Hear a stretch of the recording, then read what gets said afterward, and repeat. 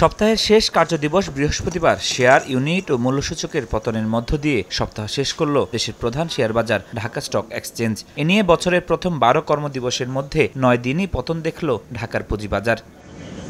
টানা পতনে সপ্তাহ ব্যবধানে সূচক কমেছে ৬০ পয়েন্টের বেশি। সপ্তাহ শেষে বাজার মূলধন কমেছে ১,১৯০ কোটি ৪২ লাখ টাকা।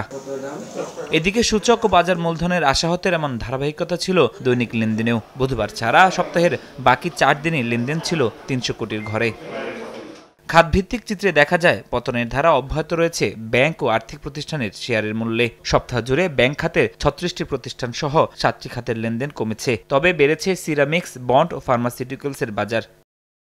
দাম বৃদ্ধির শীর্ষে জায়গা পায়নি এক ক্যাটাগরির কোনো প্রতিষ্ঠান। শীর্ষ ৫ প্রতিষ্ঠানের প্রথম স্থানে রয়েছে Khulna Printing and Packaging Limited. দ্বিতীয় ও তৃতীয় অবস্থানে সিবিউ Petrochemical Refinery Limited, Central Pharmaceuticals Limited. Monno Ceramics Industry ও অলটেক্স ইন্ডাস্ট্রি লিমিটেড রয়েছে তালিকার চতুর্থ ও পঞ্চম স্থানে।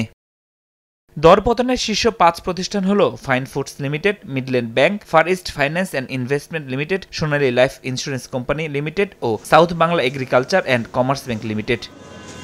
ফরহাদুর রহমান, সময় সংবাদ, ঢাকা।